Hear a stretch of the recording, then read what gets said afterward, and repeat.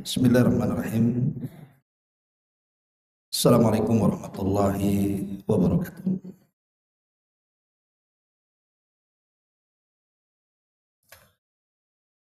Alhamdulillah wassalatu wassalamu ala Rasulillah wa ala alihi wa sahbihi wa mawalah wa la hawla wa la quwwata illa billahi wa ba'du. Alhamdulillah, segala puja dan puji hanya milik Allah subhanahu wa ta'ala. Salawat dan juga salam kita aturkan kepada Rasul kita Nabi besar Muhammad sallallahu alaihi wa ala alihi wasallam. Alhamdulillah, di malam hari ini kembali bisa duduk di Masjid Al-Fajri, tentu dalam rangka untuk bertolabul ilmi. Dan pembahasan di malam hari ini kita membahas seputar keajaiban suara adzan.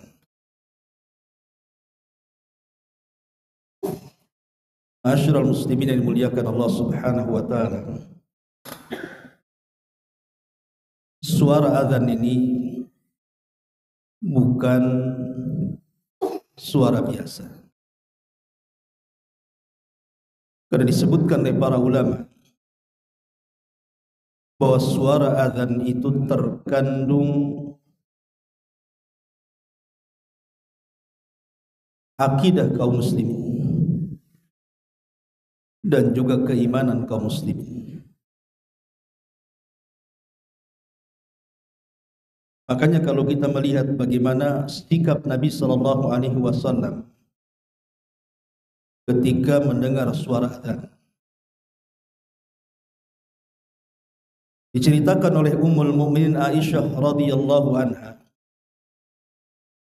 Nabi sallallahu alaihi wasallam itu kalau mendengar suara adzan,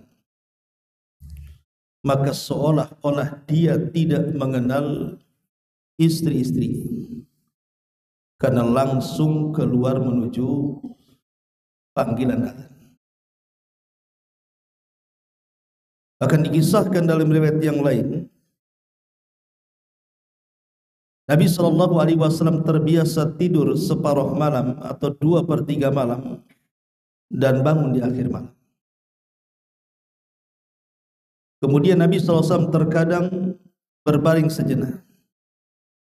Tapi kalau dia mendengar suara adzan subuh, maka beliau seolah-olah terperanjat kemudian langsung menuju suara adzan. Itulah petunjuk Nabi sallallahu alaihi wasallam, karena kita tahu bahwa suara adzan itu bukan suara biasa.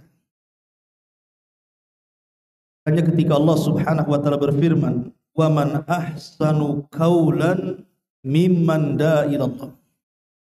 Siapakah yang lebih indah suaranya dibandingkan orang-orang yang menyeru manusia ke jalan Allah subhanahu wa ta'ala.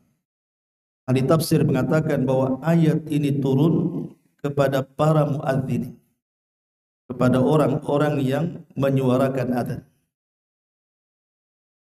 Oh, tidak ada suara yang lebih indah dibandingkan mereka.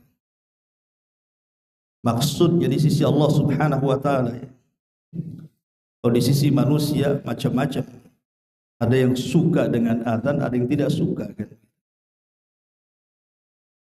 Kadang-kadang ada yang mengeritik pula, apain orang itu jadi muadzin, suaranya fals, gitu. Mungkin di hadapan manusia, tapi di hadapan Allah subhanahu wa ta'ala, suara para muadzin itu adalah ahsanu qaulan, seindah-indah suara. Ma'asyiral muslimin yang dimuliakan Allah subhanahu wa ta'ala, Al-Imam Al-Qurtubi rahimahullahu ta'ala, yang dinukilkan oleh Al-Hafidz Ibnu Hajar Al-Asqalani, beliau mengatakan bahwa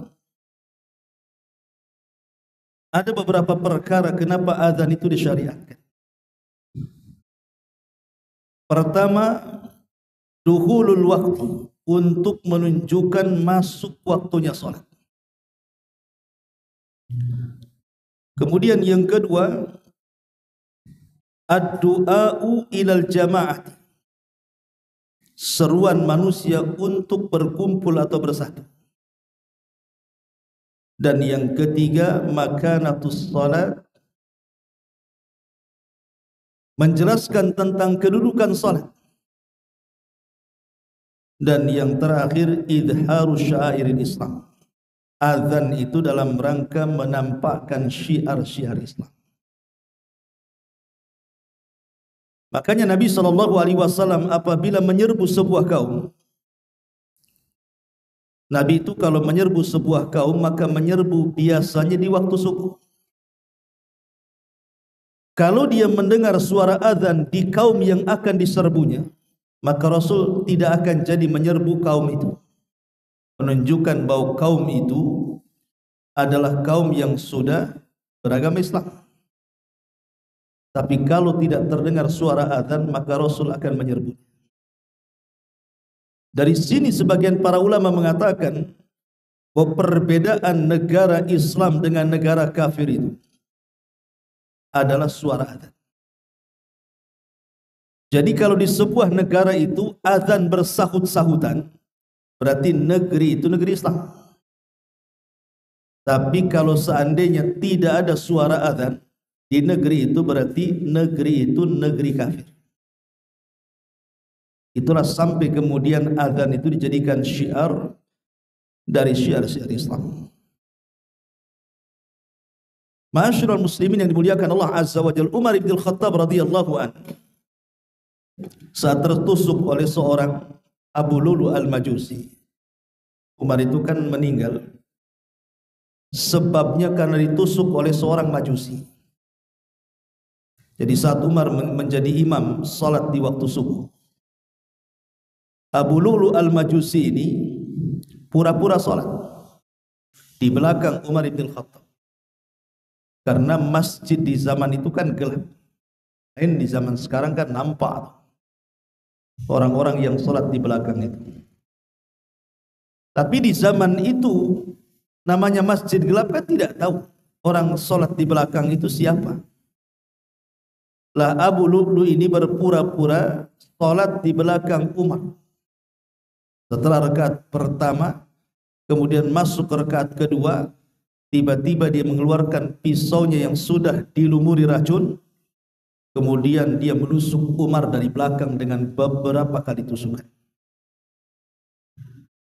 Dan Umar pun tidak sempat melanjutkan salatnya karena darah mengalir cukup banyak. Umar pun pingsan. Kemudian salatnya dilanjutkan oleh Abdurrahman ibn Auf. Dan Umar pun dibopong kemudian dibawa ke rumahnya.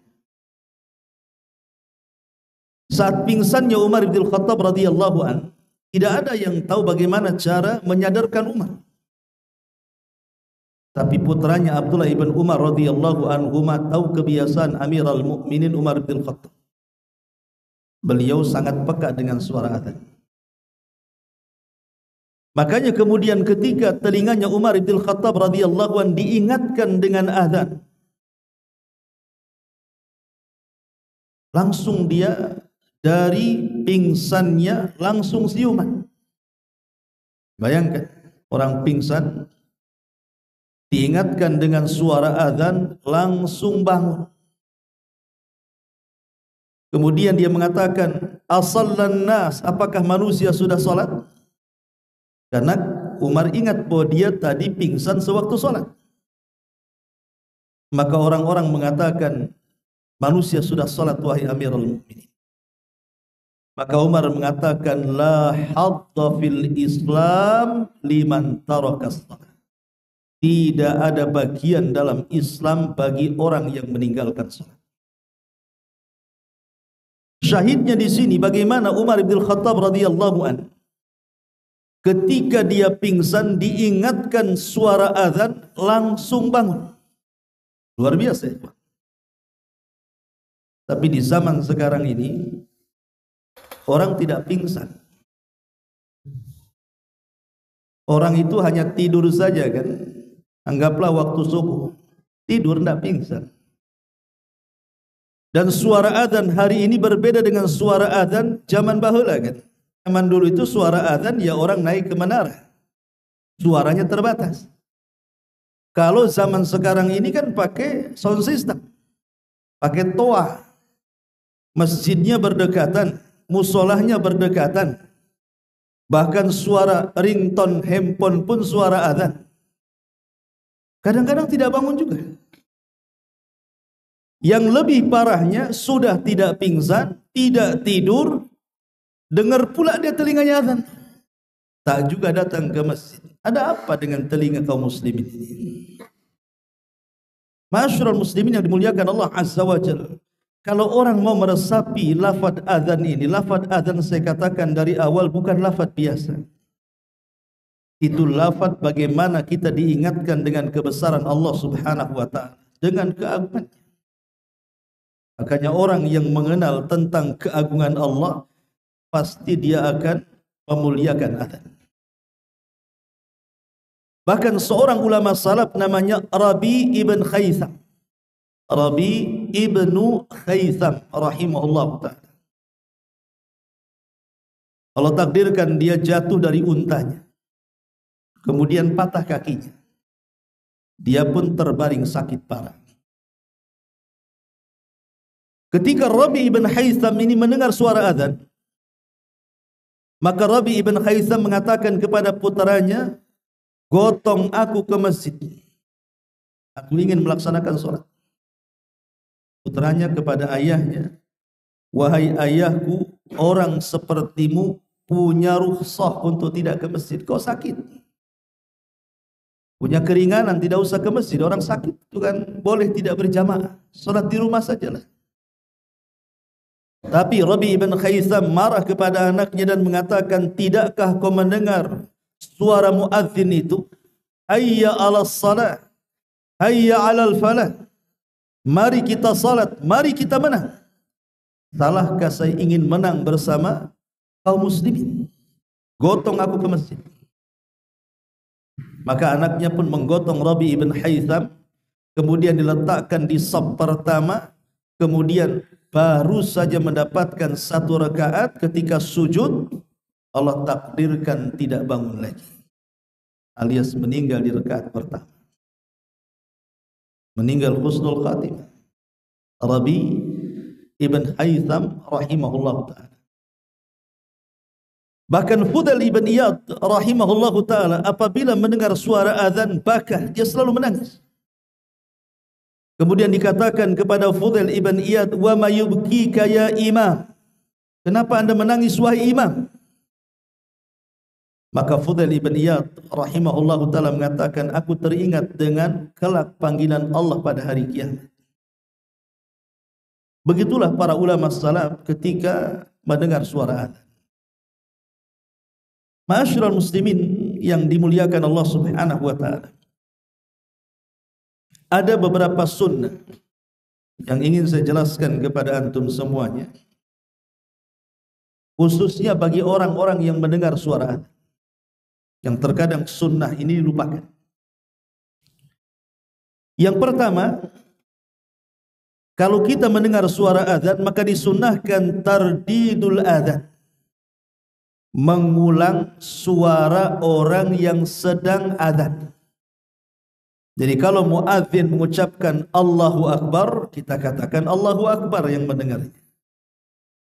Kalau muadzin mengatakan asyhadu an la ilaha illallah, kita katakan asyhadu an la ilaha illallah.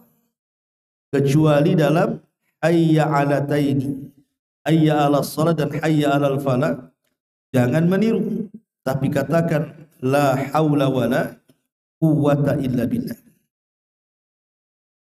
Karena hal ini ketika para sahabat Nabi sallallahu alaihi wasallam mendengar tentang keutamaan orang yang adzan. Nanti saya jelaskan keutamaan orang yang adzan. Salah satunya apa? Nanti pada hari kiamat leher mereka akan panjang,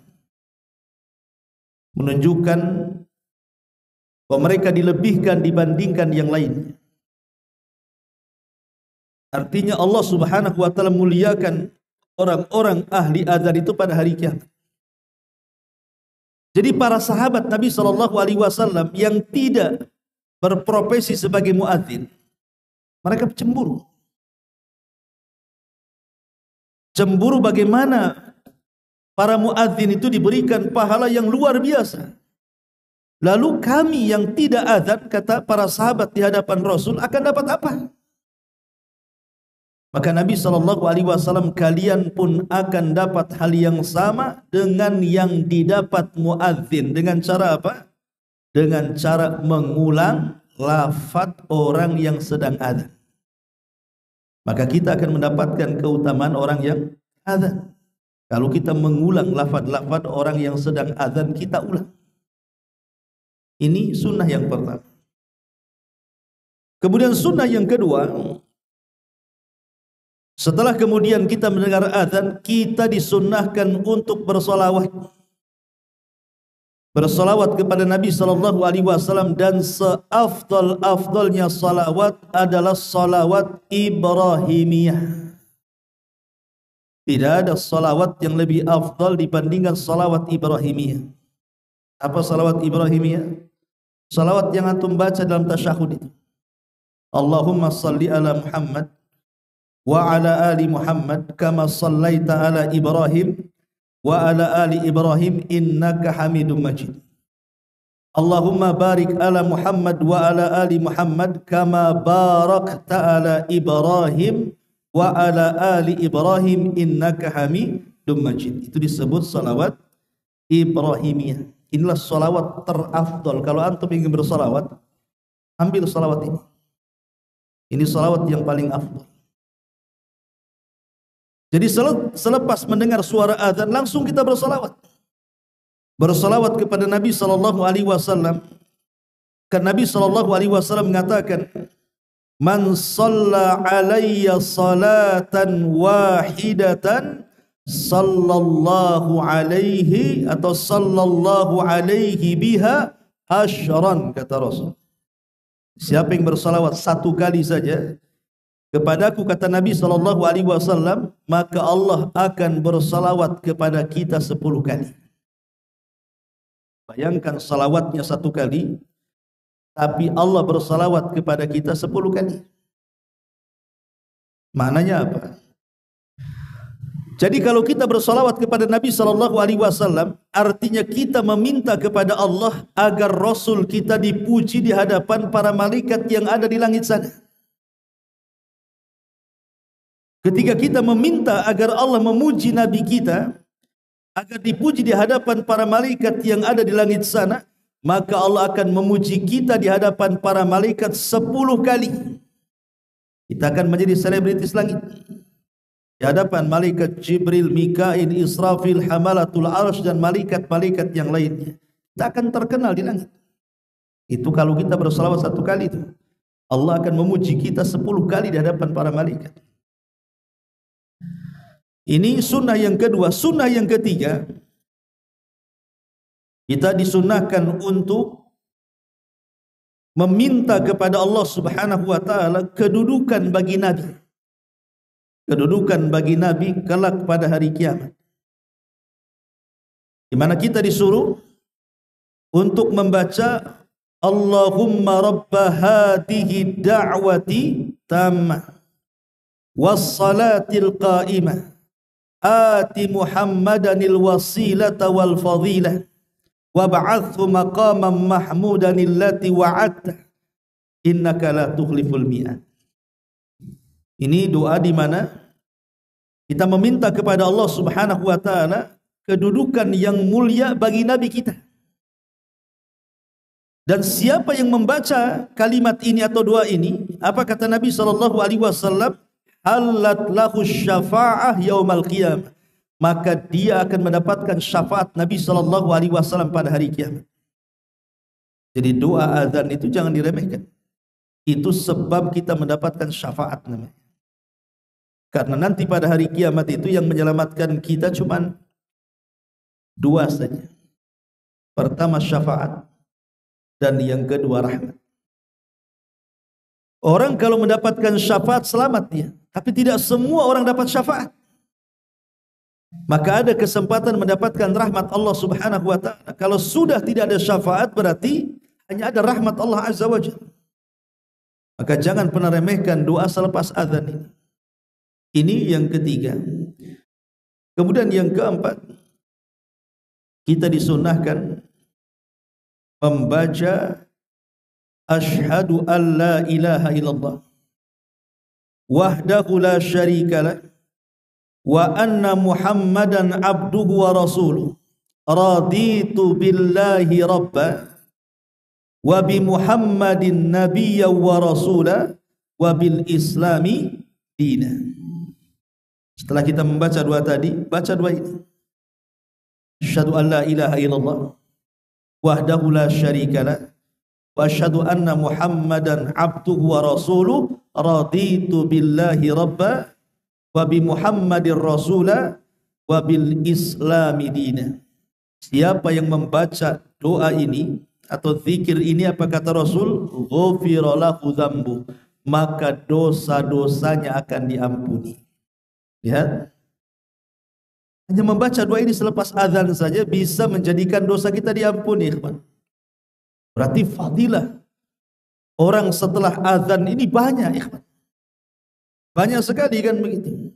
Dia akan dipuji oleh Allah Subhanahu wa taala 10 kali dengan salawat kita kepada Nabi. Kita akan mendapatkan syafaat Nabi sallallahu alaihi wasallam pada hari kiamat. Dosa-dosa kita pula akan diampuni oleh Allah Subhanahu wa taala. Dan yang terakhir, yang kelima, kita bisa berdoa sesuka hati kita karena kita berada di waktu yang mustajab doa. Karena di antara azan dan qomat itu waktu mustajab doa, ikhwan.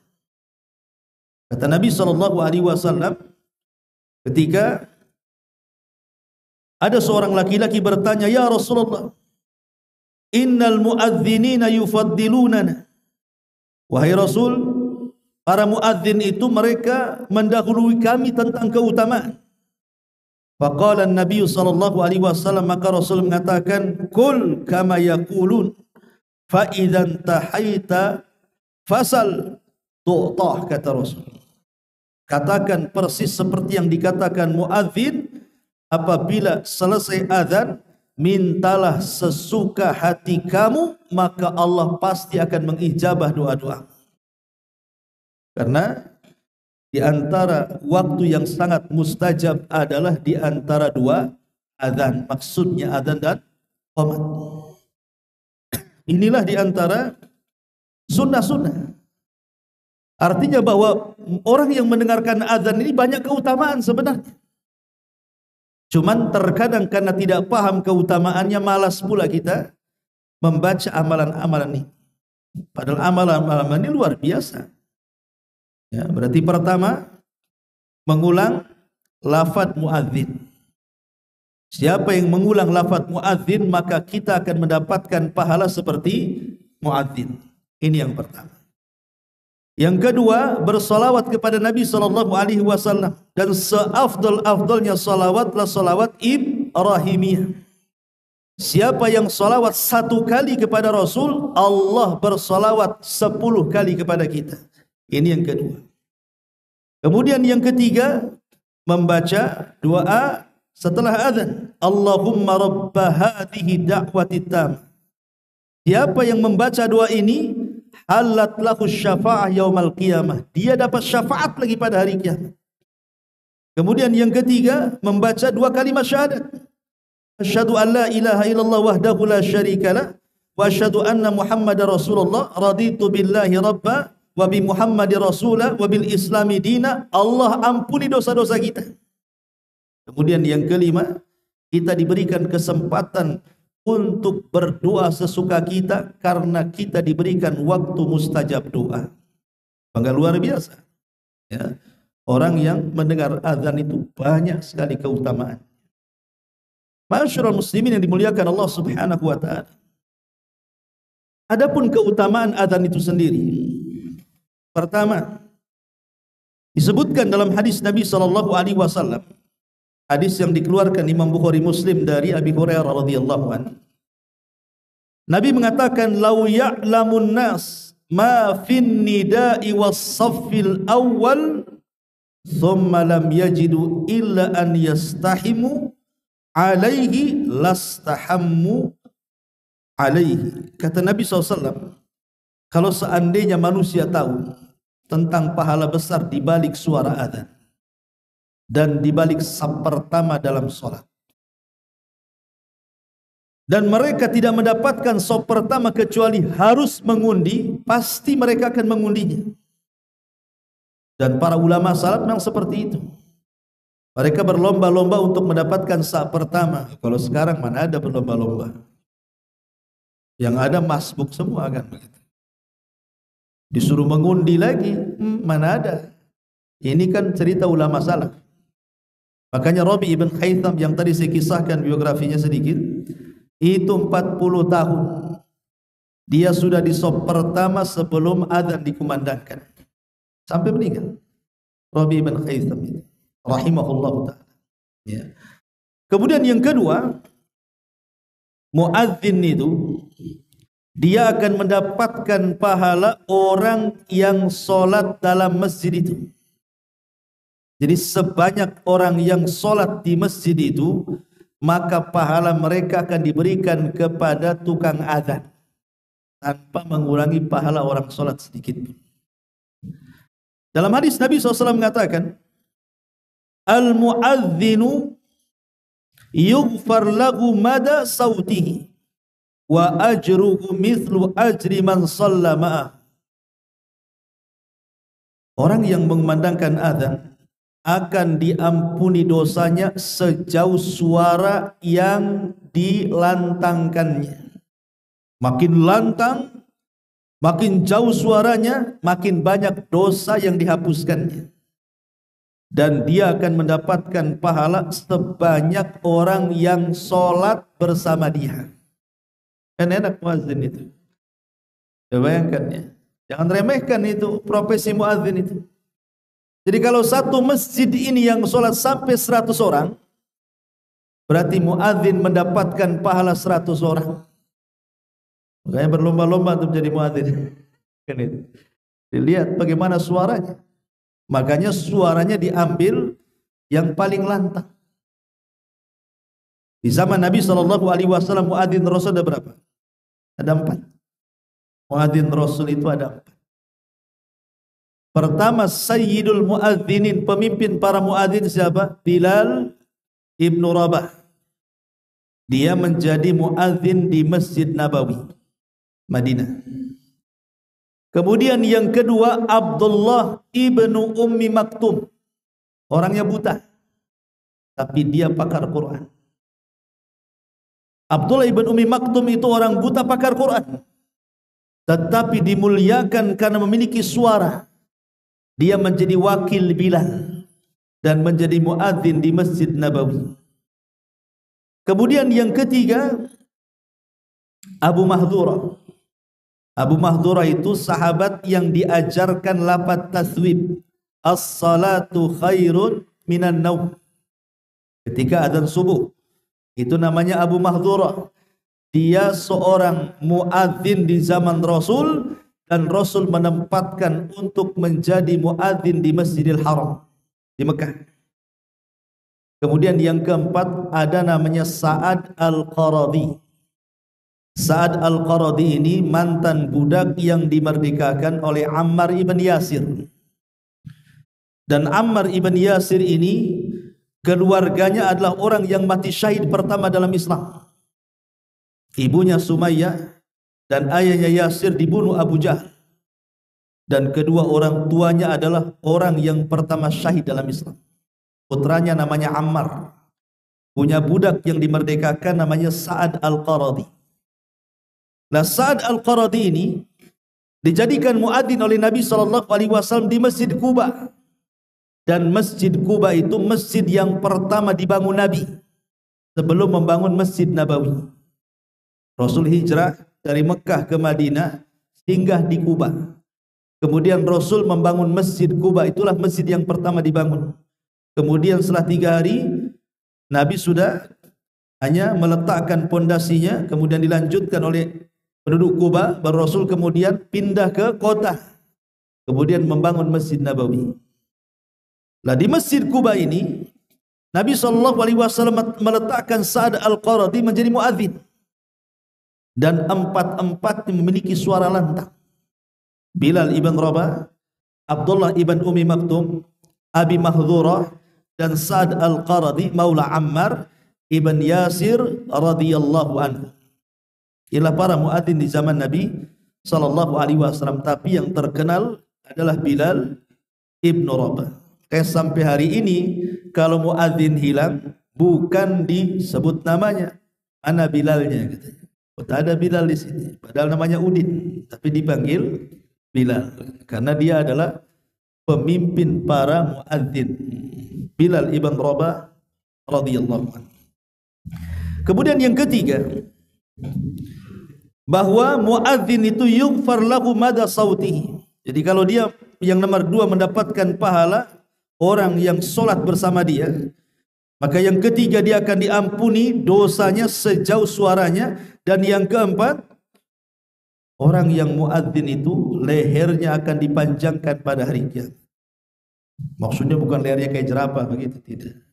Ini sebuah kinayah bahwa dia diberikan kedudukan tinggi pada hari kiamat. Karena muadzin itu kan harus mengeluarkan suara. Terkadang saking melengkingnya suara, urat lehernya sampai patah kan itu.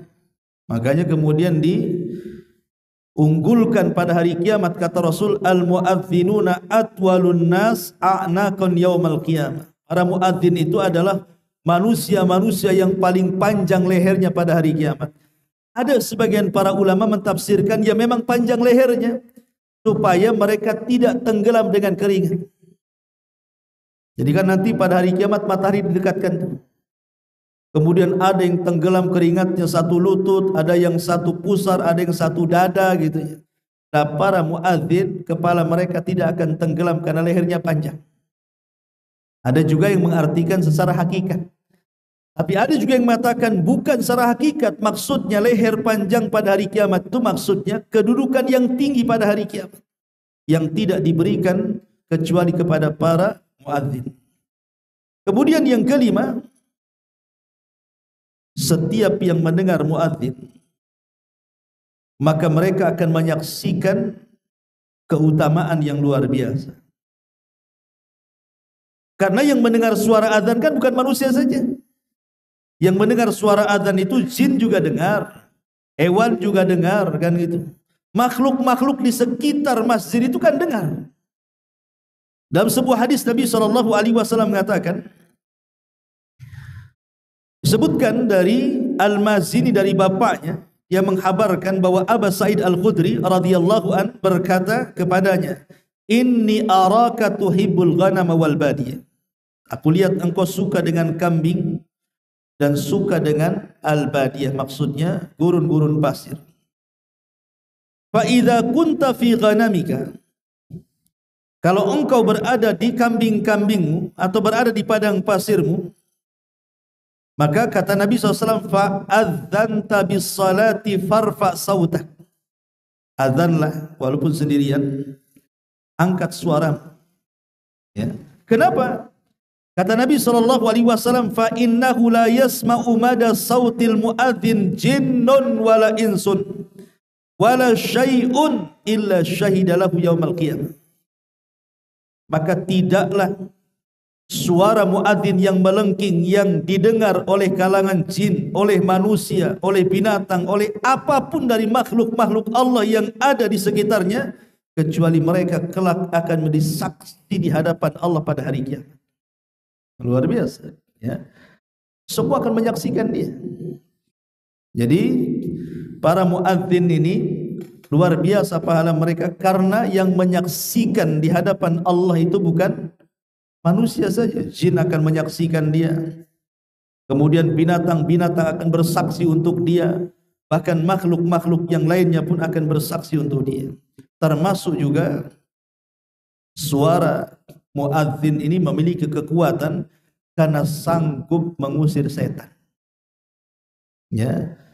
Walaupun mungkin yang muadzin ini sudah tua, sudah renta, tak sanggup jalan, mungkin didorong saja jatuh. Tapi ketika dia azan, maka suara azannya itu memiliki kekuatan yang luar biasa, bisa menghantam syaitan. Makanya dalam sebuah hadis Rasul mengatakan, idza nudiya lis-salati adbar asy-syaitan wala huduratun hatta la yusma'ul adzan. Apabila dikumandangkan azan, maka syaitan akan lari terbirit-birit sambil mengeluarkan durat. Durat itu kentut yang meledak, itu namanya durat. Kalau kentut yang tak bersuara namanya fusah dalam bahasa Arab. Siapa yang kentut ini? Tak ada baunya, tak ada suaranya. Dalam bahasa Arab fusah disebut, karena tak berbunyi tapi bau, kan gitu ya. Tapi kalau terdengar ledakan, itu disebut durat. Dan biasanya orang yang kentut sambil mengeluarkan suara ledakan itu karena ketakutan yang bersangatan ya. Orang kalau bertakutan bersangatan itu bisa kentut. Nah, setan itu saking takutnya dengan suara azan itu sampai lari terkentut-kentut, gitu maksudnya. Dengan suara azan itu. Makanya kata Nabi mengatakan wala huduratun. Sampai mana setan lari? Sampai tidak dengar lagi suara muadzin. Tak sampai mana? Artinya kalau sampai suara muadzin lewat corong sini sampai ke mana itu, sampai ke Tiban dari sini, ya sampai Tiban sana lah dia lari. Pokoknya sampai betul-betul enggak dengar lagi. Masalahnya kan suara muadzin di mana-mana, apakah setan? Stres setan. Dia dengar suara sini, lari ke sana, dengar pula suara adzan di sana. Ya, kemana? Terpaksa dia lari ke hutan Jabal Uhud sana, biar enggak dengar. Ya. Artinya bahwa bagaimana setan ini takutnya dengan suara adzan. Tapi faida qudiyal adzan, kalau selesai muadzin mengumandangkan adzan akbal, datang lagi dia, tak kapok-kapok. Ya. Faida thuwiba biha adbar, kalau qomat lari lagi dia. Tapi kalau selesai qomat datang lagi dia. Mulailah dia mengganggu orang salat ini. Dengan cara apa? Udzkur kadza, udzkur kadza. Ingat ini, ingat itu. Jadi ketika orang ini sebelum salat dia meletakkan dompet, kunci atau yang semacamnya, kemudian dia cari sana sini tak ketemu, ketika salat ketemu pula dia. Oh iya tadi di sana. Oh iya tadi di situ. Itu namanya udzkur kadza, udzkur kadza. Supaya kita tidak fokus lagi dengan salatnya kan. Ingat dengan dompetnya, ingat dengan tasnya, ingat dengan uang yang disimpannya, dan begitu seterusnya. Tapi dari sini kita tahu bahwa suara azan itu memiliki kekuatan karena bisa menampar syaitan. Ma'asyiral muslimin yang dimuliakan Allah Azza wa Jalla, lebih daripada itu, bahwa azan ini adalah wasilah. Orang itu akan dijauhkan dari neraka. Makanya dalam sebuah hadis Nabi SAW mengatakan, ketika Nabi mendengar ada seorang laki-laki yang sedang memandangkan azan, ya Rasul berjalan di padang pasir, ada pula orang yang sedang azan. Jadi azan itu tidak mesti di masjid gitu maksudnya. Jadi kalau antum umpamanya punya kebun, sedang berada di kebun, gitu ya, datang waktu sholat, nggak apa-apa antum azan aja di hutan itu, Allahu Akbar, gitu. Itu datang semua tuh. Apa yang datang? Tapi di sini disunahkan walaupun sendiri di tengah hutan, nggak apa-apa azan aja. Karena tidak mesti harus orang di masjid ya kan, walaupun sendirian. Adzan sendiri, qomat sendiri, sholat sendiri. Sebenarnya tidak sendiri, itu ada jin juga itu ikut di situ. Cuman antum tak tahu juga. Malaikat di situ kan. Jadi Nabi SAW itu mendengar ada seorang laki-laki sedang memandangkan adzan dari kejauhan. Allahu Akbar, Allahu Akbar. Maka Rasul mengatakan alal fitrah, dia berada di atas fitrah. Kemudian ketika muadzin ini mengucapkan asyhadu an la ilaha illallah wa asyhadu anna Muhammad Rasulullah, maka Rasul mengatakan kharajta minan nar, engkau wahai muadzin telah keluar dari panasnya api neraka. Lihat bagaimana, kenapa? Karena kalimat asyhadu an la ilaha illallah ini kalimat tauhid. Kalimat yang bisa menjauhkan kita dari api neraka. Makanya Rasul mengatakan bukan hanya keluar dari fitrah, tapi engkau juga keluar dari api neraka. Ma'asyiral muslimin yang dimuliakan Allah Subhanahu wa taala.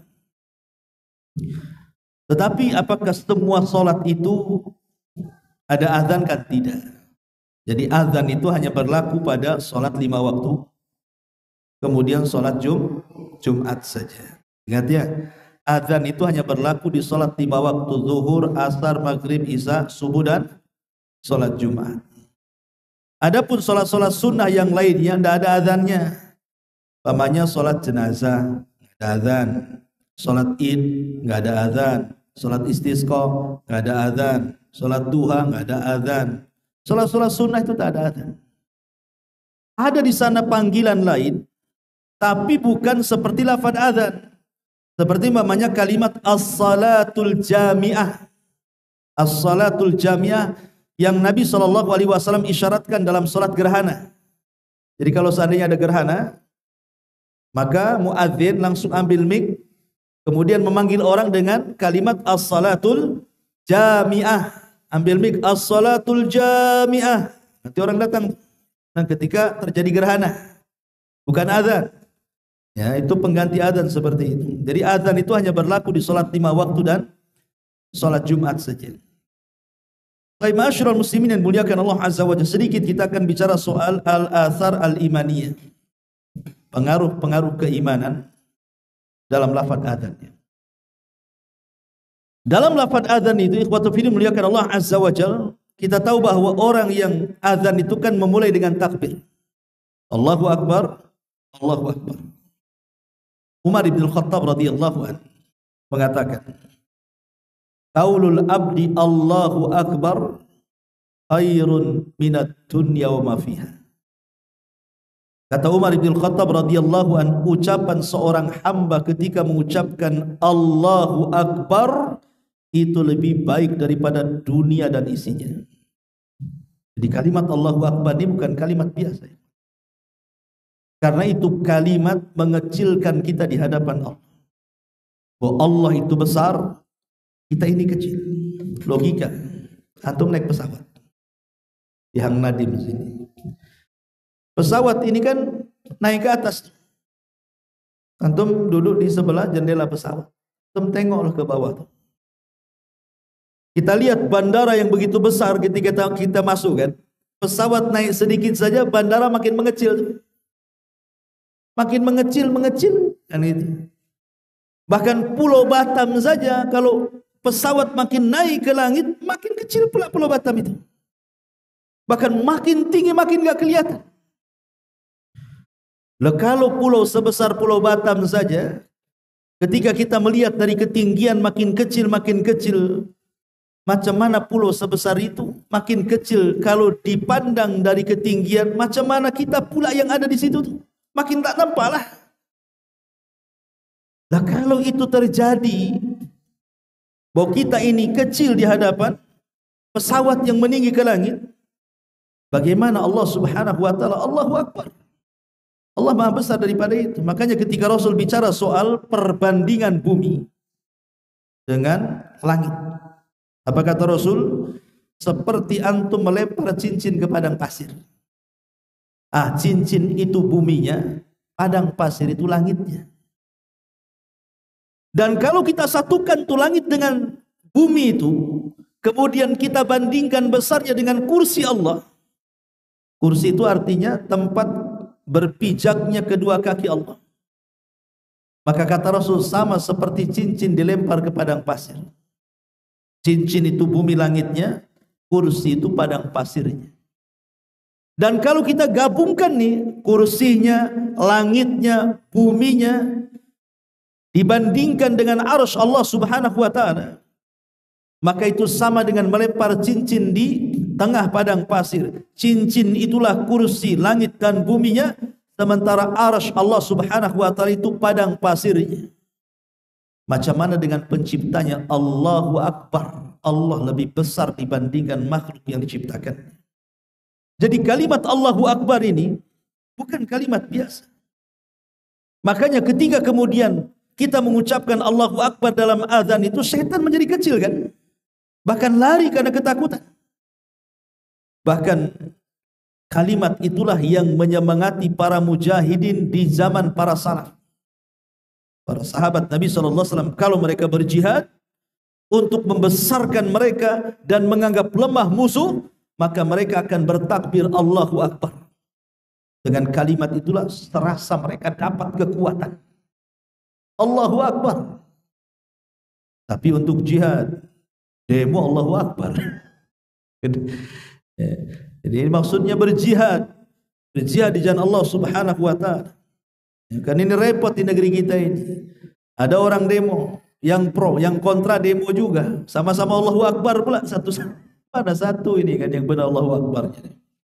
Orang lafaz ini bukan semata-mata diungkapkan atau diteriakkan di sembarang tempat. Tidak, ini lafaz agung Allahu Akbar ini. Makanya kenapa kemudian ketika kita sholat ini untuk menunjukkan kehambaan kita bahwa kita kecil di hadapan Allah, hampir dalam setiap bangkit dan turun kita selalu mengucapkan Allahu Akbar. Mulai takbiratul ihram, Allahu Akbar. Ruku, Allahu Akbar. Sujud, Allahu Akbar. Bangkit dari ruku dan sujud, Allahu Akbar kan. Dari awal sholat sampai akhir sholat kita selalu mengucapkan Allahu Akbar kan. Sebenarnya kalau kita mau berpikir kenapa kalimat Allahu Akbar banyak sekali disebut dalam sholat kan. Karena dalam sholat itu kita sedang menghambakan diri kepada Allah. Maknanya sedang mengecilkan kita di hadapan Allah. Allah itu besar. Sehingga makin khusyuk lagi kita ketika sholat kalau memaknai makna atau memahami makna Allahu Akbar. Ma'asyiral muslimin yang dimuliakan Allah Azza wa Jalla. Makanya kalimat Allahu Akbar itu banyak disyariatkan dalam Islam di beberapa tempat. Seperti umpamanya ketika kita melihat hilal di bulan Ramadan. Umpamanya besok mau puasa. Pemerintah sedang melihat hilal. Apakah terlihat atau tidak? Kalau seandainya terlihat, apa kata Rasul? Kita disunnahkan untuk bertakbir dan berdoa. Allahu Akbar. Allahumma ahillahu alaina bil amni wal iman was salamati wal islam wat taufiq lima tuhibbu wa tarda rabbuna wa rabbuka Allah. Itulah doanya. Kalau kita mau masuk Ramadan kan. Tapi di awal dengan takbir. Ya. Kemudian juga ketika kita masuk di bulan Dzulhijjah. Entar lagi kita masuk bulan Dzulhijjah. Sekarang kan udah akhir Syawal nih. Setelah Syawal, Dzulqa'dah. Setelah Dzulqa'dah masuk Dzulhijjah.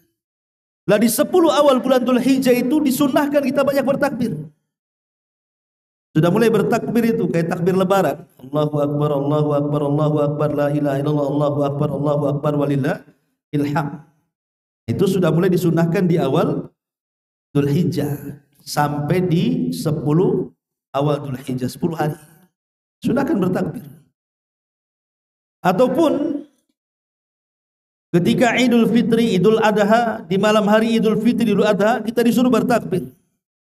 Bahkan ketika kemudian kita sedang berjalan, kemudian kita perjalanan itu menanjak, maka kita disunahkan bertakbir kan Allahu Akbar. Kalau menurut subhanallah kan begitu. Termasuk juga kalau kita sedang menyembelih kurban, maka kita disuruh untuk bertakbir juga. Bismillahi Allahu Akbar. Orang yang tawaf ketika memulai tawaf dari Hajar Aswad juga disunahkan Bismillahi Allahu Akbar. Dan banyak tempat-tempat kita disunahkan untuk bertakbir. Bahkan ketika melihat kebakaran saja. Kebakaran, kalau ada rumah kebakaran, maka kita disunahkan bertakbir Allahu Akbar.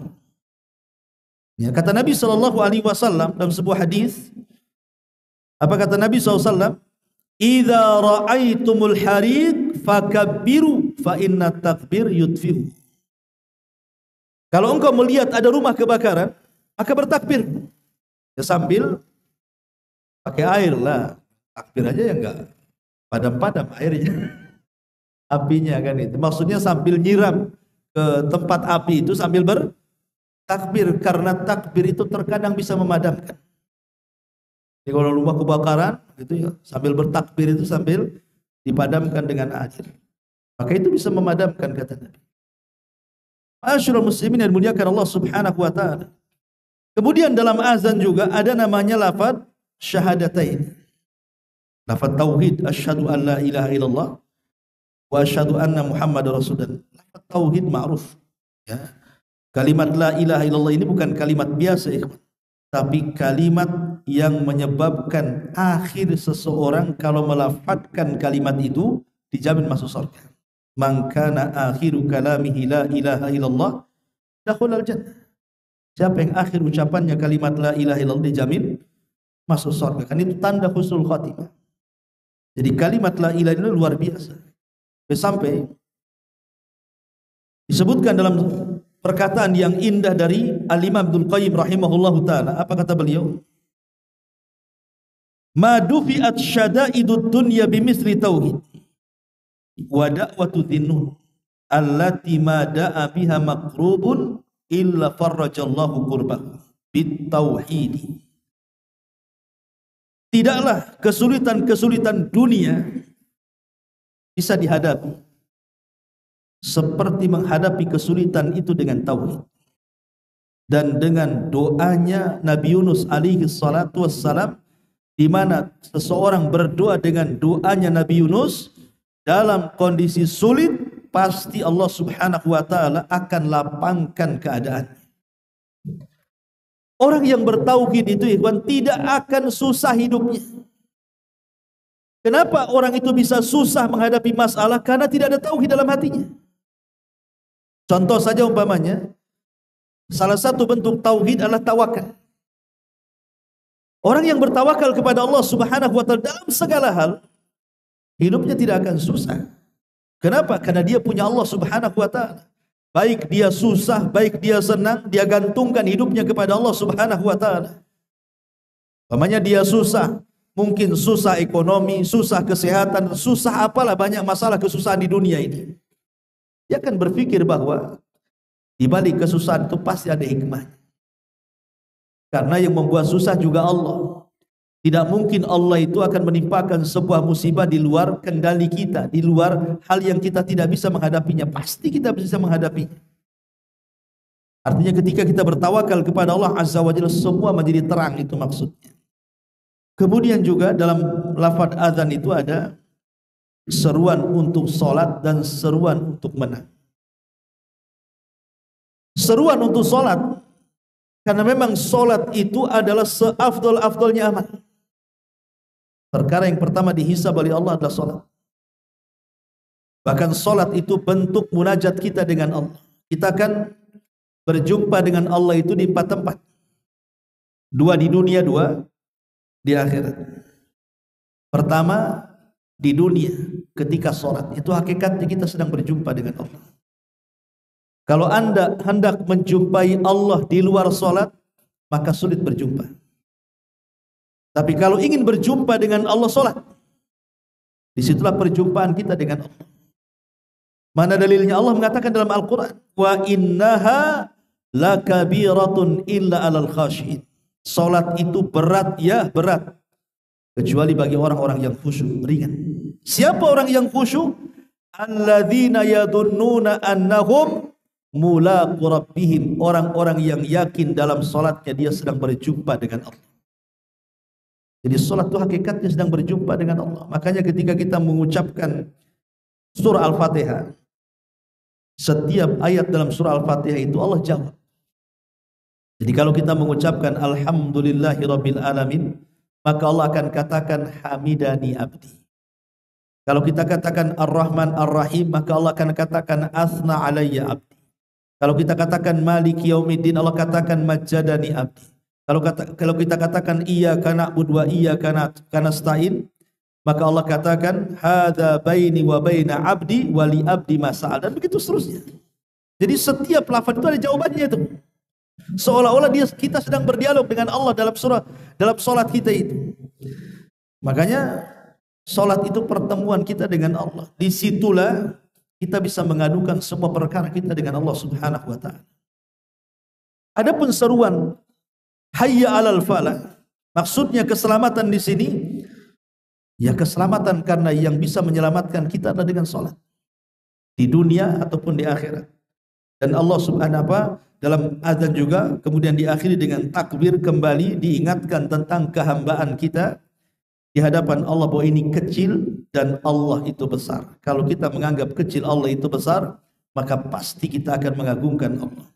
Sehingga tidak perlu ditanya lagi, macam mana caranya saya khusyuk dalam sholat, wahai Ustaz?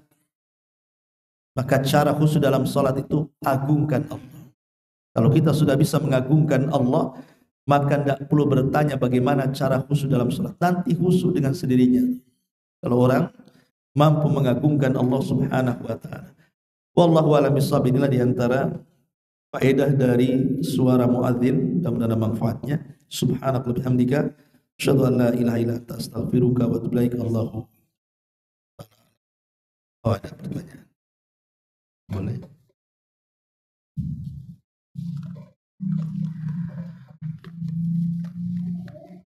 Bismillahirrahmanirrahim. Izin bertanya Ustaz ya, tapi di luar tema. Pertanyaannya, mana lebih afdol saat kita mau sujud pada saat kita sholat? Apakah yang turun duluan lutut kita ataukah tangan kita? Pertanyaan yang kedua, apakah ada syariat tertentu jika ingin mengikuti manhaj salaf bagi seseorang yang hijrah ke manhaj tersebut? Wallahu a'lam. Iya. Salat ini adalah ibadah yang dilakukan Nabi SAW bukan satu kali. Beda dengan haji. Kalau haji kan Rasul cuma satu kali saja, seumur hidup. Hajinya Rasul itu cuma satu kali. Artinya ibadah yang dilakukan satu kali pasti tidak akan berbeda. Oh, beda dengan yang mana satu kali aja kan gitu. Tapi kalau sholat itu ibadah yang dilakukan Nabi berkali-kali. Entah berapa kali Rasul sholat, entah ribuan kali Rasul sholat. Dan yang melihat Rasul sholat juga bukan satu sahabat, banyak sahabat. Sehingga kalau ada perbedaan dalam sholat itu wajar. Karena Rasul ibadahnya berkali-kali. Dan yang melihat Rasul sholat juga banyak para sahabat. Sehingga ada sahabat yang melihat Rasul seperti ini, ada sahabat yang melihat Rasul seperti itu. Maka terjadilah ikhtilaf dalam sholat. Dan banyak ikhtilaf dalam sholat. Nah, salah satu pertanyaannya di sini adalah ketika seseorang i'tidal itu maksudnya bangkit dari ruku, disebut i'tidal. Kemudian hendak menuju sujud. Apakah didahulukan tangan dulu, baru kemudian kedua lutut, ataukah kedua lutut dulu baru tangan? Ada sebuah hadis, yang hadis ini disahihkan oleh Syekh Nasiruddin Al-Albani rahimahullah ta'ala dan juga dicantumkan dalam kitab beliau Sifat Salat Nabi,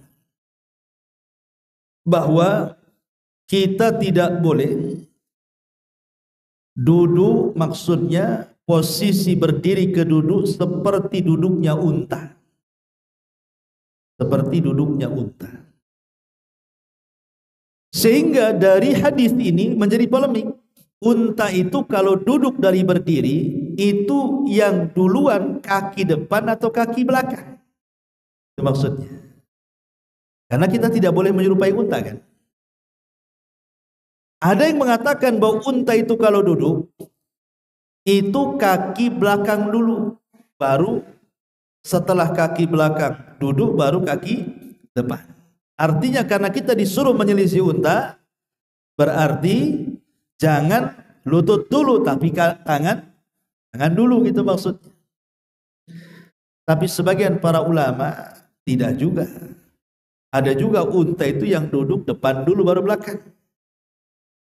Sehingga lutut dulu baru tangan. Hadisnya satu tapi dipahami dua.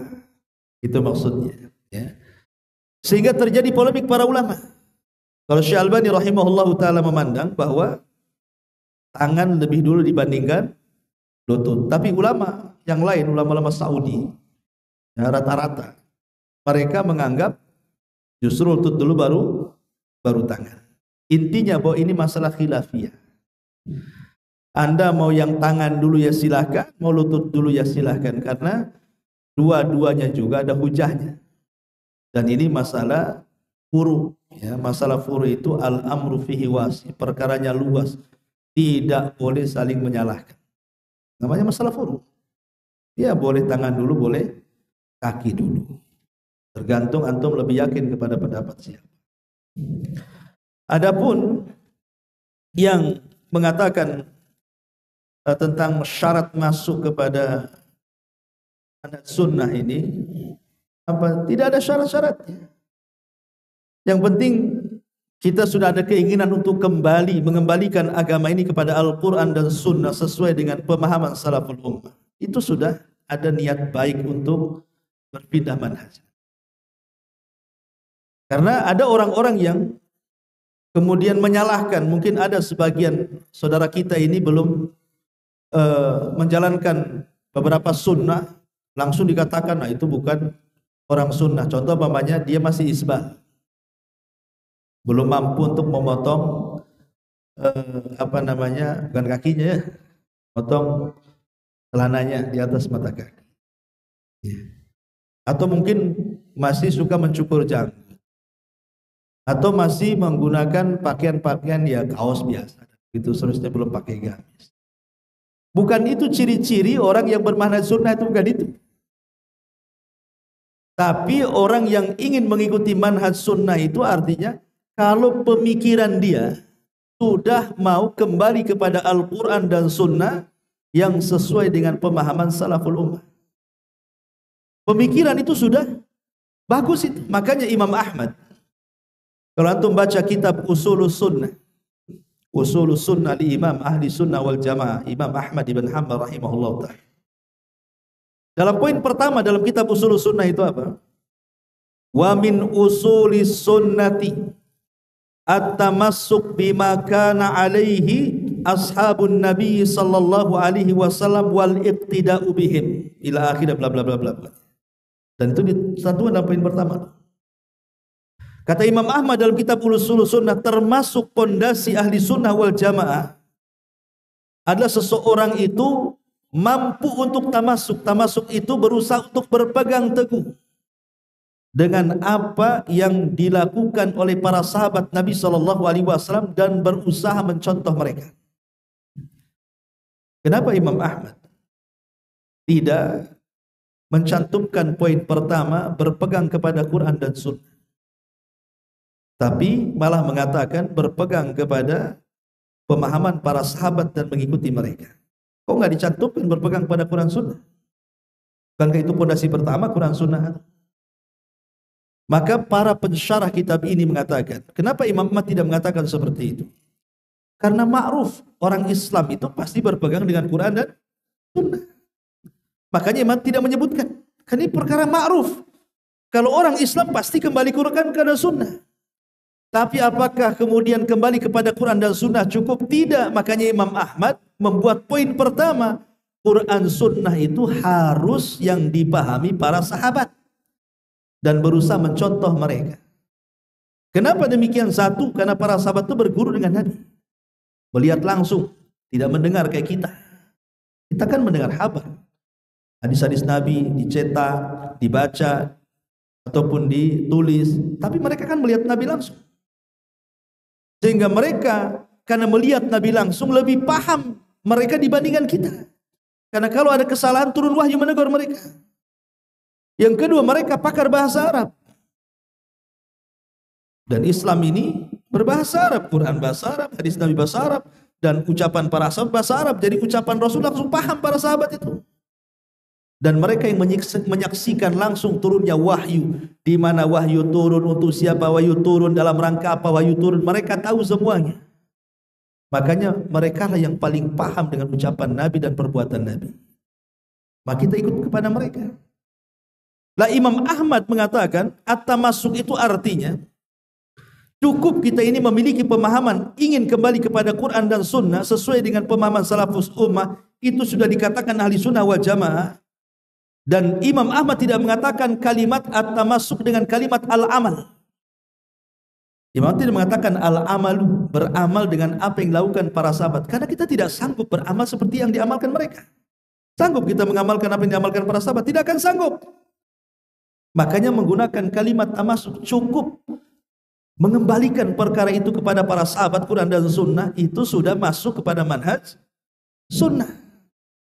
Jadi kalau umpamanya ada saudara kita mungkin belum bisa mengangkat celananya di atas mata kaki, mungkin belum sanggup memelihara janggut, mungkin belum bisa pakai gamis, tapi cara berfikirnya ingin mengembalikan Quran dan Sunnah kepada para salaful ummah, berarti dia sudah masuk manhaj salaf. Jangan dicela. Ya. Jadi sebenarnya jangan menjauhkan orang dari manhaj ini. Kadang-kadang ada orang baru ngaji, nampak kayak bukan orang Sunnah, ini dijauhi. Kumpul-kumpul yang berjanggut semua.